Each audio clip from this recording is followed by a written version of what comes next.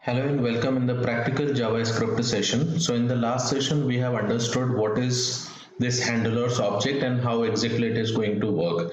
We have also covered the first user story, that is there should be a working control for adding the issue.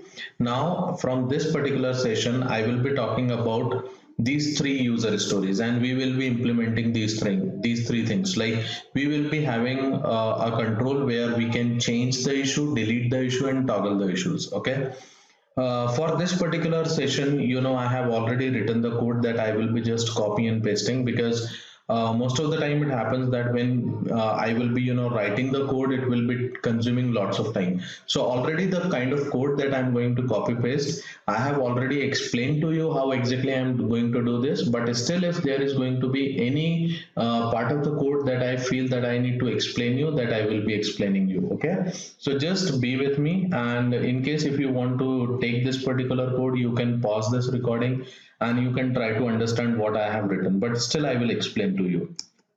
Okay, so from here, as you can see that I have other requirements, that is there should be a working control for changing the issue. So when I'm talking about this, I basically want to create this kind of UI for this. So let me just copy it from here so that it is going to save my lots of time over here. So now as you can understand here, we have this break over here. Okay, and we have this enter issue. Now after this, we also want to create the BR, and here I would like to add this particular code.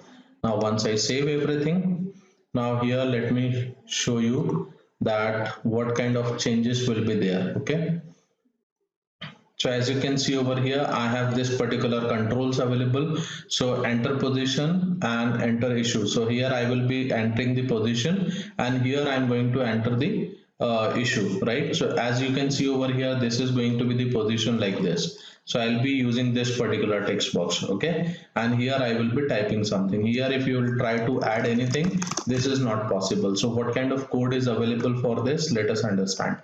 So here we don't need to do much. Here you just have to change the type as number. Okay, so here we are creating the change issue position input, and here we have change issue text input. So here we will be providing the position, here we are going to provide the input text. Okay, now from here we have this change issue method. So this method we need to create. Let me come over here and let me create this method quickly so that our project will be working. Okay, so let us come over here on a script part. Let me add one comma over here and let me just copy paste this particular code.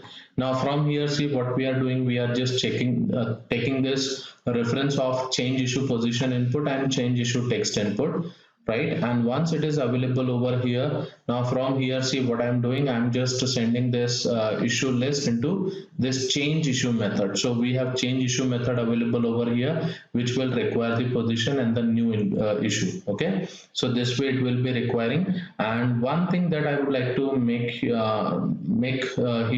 that I want that you people should notice here basically. So we have this change issue position input. When you will be receiving the data into this, it is going to be in the form of basically the number.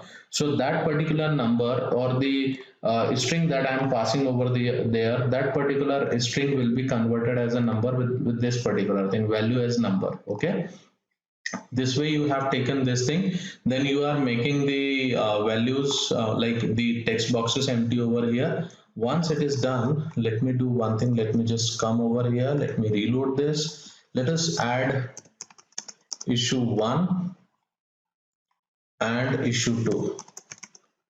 Okay, so these two issues are added over here. Now let me just add the position. So on position 1, I would like to say changed issue. So when I click on change, now see this particular thing would have been changed. Okay, so this requirement is also completed. Now let us move on to the next requirement, that is that we want to delete a particular issue. So for deleting the issue, what you will be doing, you will be providing the position and then you will click on the delete. So delete function will be called. So let me take this particular code from here. So if you are not aware of these things, then I will suggest you that just pause the recording, see these codes and try to create it by your own. You will be understanding. Okay. So with this, let us come over here and let us go inside the index, and we have the BR tag over here. Inside the BR, you will be putting this code, right? Now let us refresh everything. Now we have this delete control available. So for delete, I will be requiring the delete code, JavaScript code. I'm taking this particular code from here, and let us go inside the script, and here I will be creating the delete code. Okay, now it is again very simple. So you are taking this delete position input, and this is the value that you are accepting. This particular data you are providing in the delete position, delete issue method, and this way your issue will be deleted. So let us save everything, go back here, let us reload, add some issues over here. This is the issue 1, this is the issue 2, and this is the issue 3. Okay, now as you can see, we have 3 issues available. So now let me just remove the second issue, let's say for example. So when I click on this, now you can see we have issue 1 and issue 3. This second issue is removed from here. Okay, now let us work on to the last requirement, that is I want to toggle a specific issue. So you need to provide the position, and that way your issue will be toggled, right? So just take this particular code from here, come back into the index page. Now in the index page, we just want to add this breakpoint, and here I would like to add this particular code. Okay, now in the JavaScript code, we want to take this particular code, go into the JavaScript file and put this JavaScript code here. Okay, save everything, go back. Now refresh this page. Now you can see you have this particular control available. Okay, so just add the issue 1, just click on this, issue 2, click on this, issue 3, click on this. So we have issues available. Now let us toggle this issue. So now you can see this is the status that we are changing.